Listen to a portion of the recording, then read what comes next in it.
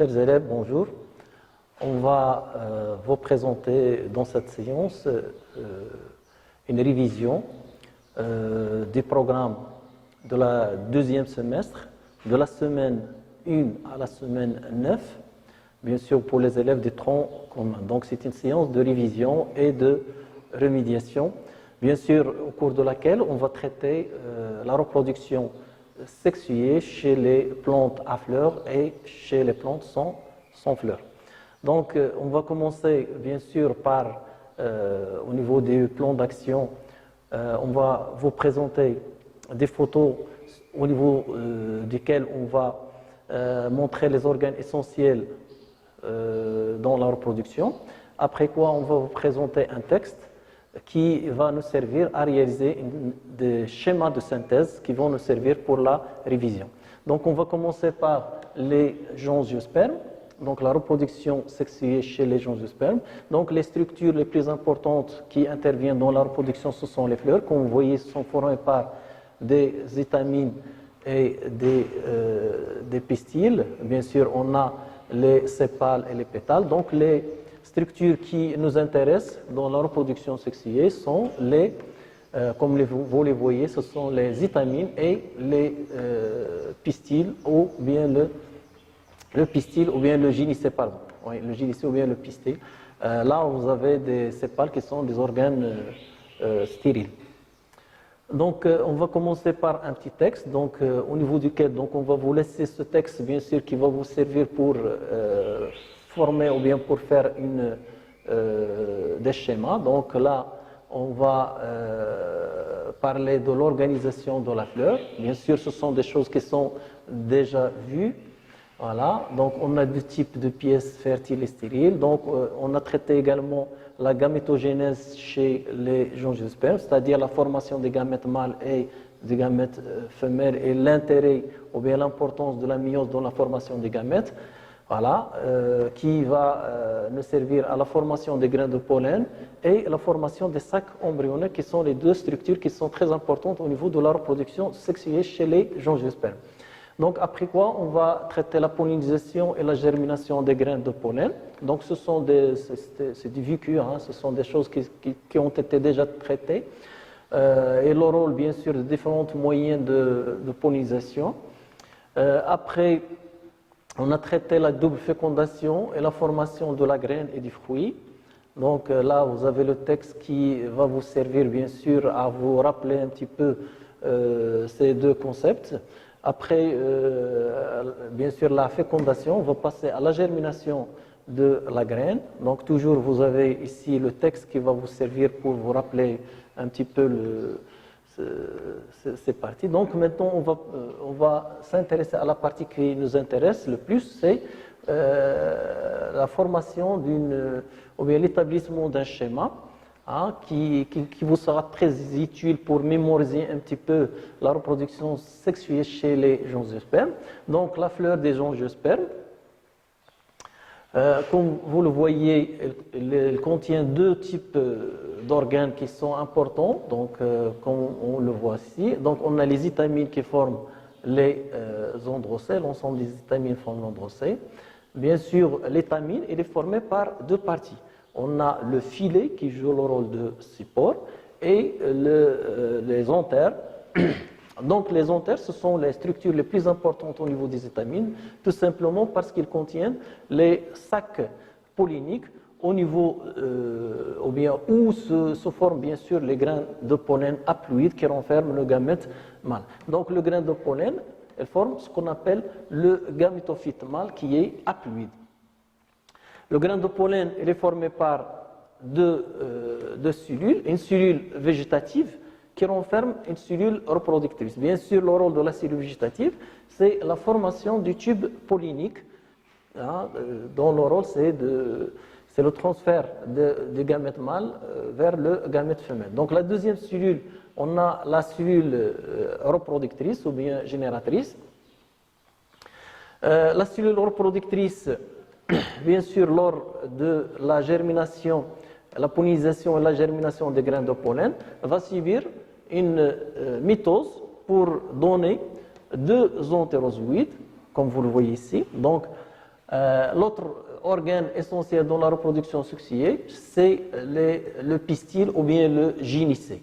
Donc le pistil ou le gynicée est formé par trois parties, à savoir le stigmate, le style et l'ovaire, la partie la plus importante qui est basale, qui se trouve au niveau de la base du pistil. Donc l'ovaire, elle est formé par un ensemble de carpelles dont le nombre est diffère selon les espèces. Le carpelle ou bien les carpelles, ils renferment des ovules. Les ovules, bien sûr, à l'intérieur des ovules, on trouve le sac embryonnaire qui est haploïde. Il est formé par deux synergides, par un ensemble de cellules. On a deux synergides, trois antipodes et deux noyaux de la cellule centrale et une sphère qui forme le gamète femelle. Bien sûr, le sac embryonnaire, l'équivalent des grains de pollen, forme le gamétophyte femelle qui est haploïde. Donc après la formation des gamètes, le gamète mâle et le gamète femelle, donc on va assister au phénomène de la fécondation, c'est-à-dire le rapprochement et la fusion des entérozoïdes, c'est-à-dire des gamètes mâles et les gamètes femelles qui sont les zoosphères. Donc comme vous le voyez ici, donc un entérozoïde va fusionner avec les deux noyaux de la cellule centrale. Bien sûr, il va nous donner un albumène A3, un chromosome. Elle est triploïde. L'autre entérozoïde, va fusionner avec l'oosphère pour donner un embryon à 2N chromosomes diploïdes. Et comme ça, on voit que chez les angiospermes, on a un phénomène de double fécondation. Bien sûr, après la fécondation, l'ovule qui renferme l'embryon entouré par l'albumène va nous donner la graine. Par contre, l'ovaire ou bien le pistil, selon les espèces, va se transformer en fruit. Bien sûr, après la formation de la graine, et lorsque les conditions seront favorables, bien sûr, la graine qui contient l'embryon avec les réserves formées par les albumènes va germer pour donner une nouvelle plantule qui va croître pour donner une nouvelle plante. Donc, après avoir traité la reproduction sous forme de schéma chez les angiospermes, maintenant on va entamer la reproduction chez les gymnospermes, c'est-à-dire les plantes à graines ou bien à fleurs avec des graines nues. Donc, on va passer des photos concernant un type de gymnosperme. Vous voyez là, on a un arbre typique, le cèdre, avec les organes qui sont très... tout ça, ce sont des vicus, ce sont des choses qu'on avait déjà traitées, avec les organes essentiels qui sont les cônes de grande taille qui forment les cônes femelles, c'est-à-dire l'organe reproducteur mâle, avec des cônes de petite taille qui forment les organes reproducteurs mâles, ici les organes reproducteurs femelles de grande taille, ici les organes de petite taille sont les organes reproducteurs mâles. Donc, on va vous proposer un petit texte, un petit résumé qui va vous permettre bien sûr, de vous rappeler un petit peu ce qu'on a vu. Donc, au niveau de ce texte, on va traiter les structures des appareils reproducteurs mâles et femelles. Après quoi, on a traité la formation des gamètes. Donc, avec, bien sûr, la formation des gamètes mâles et la formation des gamètes femelles et l'importance, je le rappelle toujours, de la méiose dans la formation des gamètes haploïdes. Après, bien sûr, la formation des gamètes, on passe à la fécondation et la formation de la graine. Donc, maintenant, on va passer au schéma. Donc, les gymnospermes présentent deux types d'organes reproducteurs, à savoir les cônes mâles, ce sont des cônes qui sont presque toujours de petite taille. Donc, ces cônes sont formés par des écailles. Donc, un cône, c'est un ensemble d'écailles qui sont insérées sur un axe. Voilà. Donc, chaque écaille, elle est formée par deux types, ou bien deux sacs polliniques qui renferment des grains de pollen qui sont haploïdes. Bien sûr, le grain de pollen, comme il a été déjà dit chez les angiospermes, forme le gamétophyte mâle qui est haploïde. Bien sûr, le grain de pollen il est formé par 4 cellules, comme on le voit. Donc, des cellules protaliennes et une cellule végétative, et puis une cellule entéridiale, ou bien sûr reproductrice. Donc on va voir le rôle de ces différentes cellules. Donc la cellule végétative, elle est responsable lors de la germination des graines de pollen, de la formation du type pollinique qui joue le rôle dans le transfert de l'entérozoïde des gamètes mâles.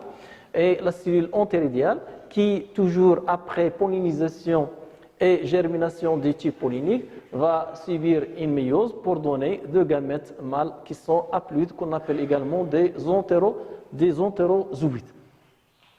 Donc maintenant, après avoir vu le cône mâle, donc maintenant on va passer en revue le cône femelle. Donc le cône femelle qui est, je le rappelle, de grande taille. Donc il est formé par un ensemble d'écailles. Ce sont des écailles ovulifères tout simplement parce qu'ils les renferment dans la face supérieure des ovules pour chaque écaille. Donc chaque écaille, il renferme dans la face supérieure deux ovules. Bien sûr, chaque ovule, il contient, à l'intérieur de l'ovule, on trouve l'endosperme. L'endosperme qui est l'équivalent des graines de pollen, c'est-à-dire qui forme le gamétophyte femelle qui est haploïde, c'est-à-dire c'est la structure qui est responsable de la formation des gamètes femelles. Donc l'endosperme, à l'intérieur de l'endosperme, on va assister à la différenciation, bien l'individualisation de 2 ou 3 archigones. Chaque archigone renferme un noosphère qui est haploïde. Bien sûr, après la formation des gamètes mâles et des gamètes femelles, il s'agit en l'occurrence des entérozoïdes et des zoosphères qui sont chacun haploïdes, on va assister au phénomène de rapprochement et la fusion des deux gamètes mâles et femelles lors du processus de la fécondation, bien sûr pour nous donner un zygote qui est diploïde. Donc il faut toujours rappeler que le zygote, il est diploïde, il est issu de la fusion de deux cellules ou bien deux gamètes qui sont haploïdes. Donc après la formation des zygotes, elle va subir suite à un ensemble de divisions métotiques. Le phénomène de développement, il va se développer pour bien sûr nous donner un embryon. Donc l'embryon, il est issu bien sûr de la formation des zygotes. L'ovule qui contient l'embryon va se transformer en graine. Bien sûr, après la formation de la graine et la maturation de la graine, et quand les conditions deviennent favorables, l'embryon va donner après germination une nouvelle plante. Donc, après avoir traité la reproduction chez les gymnospermes, maintenant on va passer à un autre groupe de plantes. Il s'agit en l'occurrence du ficus vésiculeux. Ce sont des plantes sans fleurs. Ce sont des plantes sans fleurs. Donc, on va essayer de chercher les organes reproducteurs responsables de la reproduction sexuée chez le ficus vésiculeux, qui est un thalle, comme vous le voyez. C'est un thalle. Pourquoi un thalle? Parce que ce sont des plantes qui ne présentent ni tige, ni feuilles, ni racines. Elles présentent uniquement un crampon qui leur permet, une sorte de ventouse qui leur permet de se fixer sur les rochers. Elles présentent également des flotteurs qui permettent à l'algue de flotter sur l'eau, ou bien au niveau de l'eau. Donc là, on a les flotteurs, ici les crampons. Les organes qui nous intéressent, ce sont ces vésicules, ces renflements, des sortes de tumeurs qui se trouvent à l'extrémité des thalles. Voilà. Donc, il y a bien sûr qu'on appelle des réceptacles, et on assiste à la présence de deux types de réceptacles qui diffèrent au niveau de la couleur. On a des réceptacles qui sont verdâtres, vert olive, d'autres qui sont orangés, comme on le voit nettement ici, et qui sont formés par des conceptacles. Donc chaque réceptacle il est formé par des conceptacles. Donc on va passer en revue un petit texte qui vous sera utile. Donc on va passer rapidement. Donc les organes reproducteurs chez le ficus, donc ils sont formés par ces renflements qu'on appelle les réceptacles. Puis la gamétogénèse, c'est la formation des gamètes mâles et femelles qui sont nécessaires pour la reproduction, qui vont se faire au niveau de ces renflements. Et puis la fécondation qui suit bien sûr la gamétogenèse, c'est-à-dire après la formation des gamètes, on va assister au phénomène de la fécondation et le développement du jeune ficus. Maintenant, on va vous présenter un schéma qui résume tout ce qu'on vient voir sur le texte. Donc, on a un ficus vésiculeux. Bien sûr, chez cette algue, on a deux pieds, un pied mâle et un pied femelle. On a toujours donc la plante elle forme ce qu'on appelle un thalme. Donc il est formé par des crampons et des vésicules aérifères. C'est la même chose au niveau du thalme mâle et du thalme femelle. Dont le rôle, bien sûr, pour les crampons, ils ont un rôle de fixation. Les vésicules aérifères, ce sont des flotteurs. Voilà. Et on assiste à la présence de vésicules rigueux qu'on appelle des réceptacles au niveau des deux pieds. Les réceptacles, ou bien ces réceptacles, ce sont des vésicules qui sont orangés au niveau du pied mâle et qui sont verdâtres au niveau du pied femelle. Donc, bien sûr, ces réceptacles, ils sont formés par des conceptacles, comme vous le voyez. De même pour le pied femelle, avec la différence au niveau des conceptacles mâle, elle forme ce qu'on appelle un gamétocyste mâle ou bien un spermatocyste mâle. Au niveau du pied femelle, le conceptacle renferme un gamétocyste femelle ou bien l'oogone. Bien sûr, le spermatocyste va nous donner des entérozoïdes qui sont haploïdes. Par contre, le gamétocyste femelle ou bien l'oogone, ça va nous donner un noosphère qui est également haploïde. Donc, on a formation des deux gamètes mâles et femelles. Donc, après quoi, on va assister au phénomène de la fécondation, c'est-à-dire la rencontre et la fusion des deux gamètes pour bien sûr nous former un zygote qui est diploïde puisqu'il est issu de la rencontre et la fusion de deux cellules qui sont haploïdes. Le zygote, après une succession de divisions mitotiques, va nous donner un embryon. Donc, l'embryon qui va se développer bien sûr et nous donner un ficus, une nouvelle plante, ficus vésiculeux. Donc, après avoir traité cet exemple chez les algues, on va traiter un autre exemple, toujours chez les algues. Il s'agit en l'occurrence de l'aspérogyre. Donc, comme vous le voyez, l'aspérogyre, elle est formée par, on voit ici nettement deux filaments qui, en apparence, ils se ressemblent, mais dont le comportement sexuel il est différent. Donc là, on a un filament mâle qui se comporte comme un mâle et on a un filament femelle qui se comporte comme un femelle. Là, on voit le processus de la reproduction, le passage du contenu de la cellule du filament mâle au niveau de la cellule du filament femelle. Voilà, on a une cellule mâle et une cellule femelle. Donc, la formation d'un zygote après la rencontre des noyaux des deux cellules.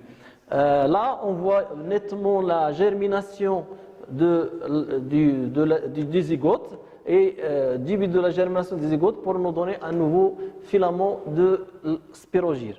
Donc, en texte, donc, on vous rappelle un petit peu comment se fait le processus de la reproduction chez la spérogyre. Voilà. Donc maintenant, on va vous proposer le schéma concernant la reproduction de l'aspérogyre. Donc l'aspérogyre, il faut le rappeler, c'est une algue qui est haploïde, avec deux filaments, un filament mâle qui se comporte comme mâle, qui contient des cellules mâles ou bien des gamètes mâles, et un filament femelle ou bien cellules femelles qui forment des gamètes femelles haploïdes. Donc après le processus, après la rencontre ou bien le rapprochement des deux filaments et formation d'un pont de conjugaison, on assiste au passage de la cellule mâle, le noyau de la cellule mâle et la fusion avec le noyau de la cellule femelle lors du processus de la formation pour nous donner un zygote qui est diploïde à deux ailes qui va subir un ensemble de divisions mitotiques pour donner un zygospore haploïde plus ou moins, c'est-à-dire moins qui va nous donner un filament femelle ou bien plus qui va nous donner un filament mâle.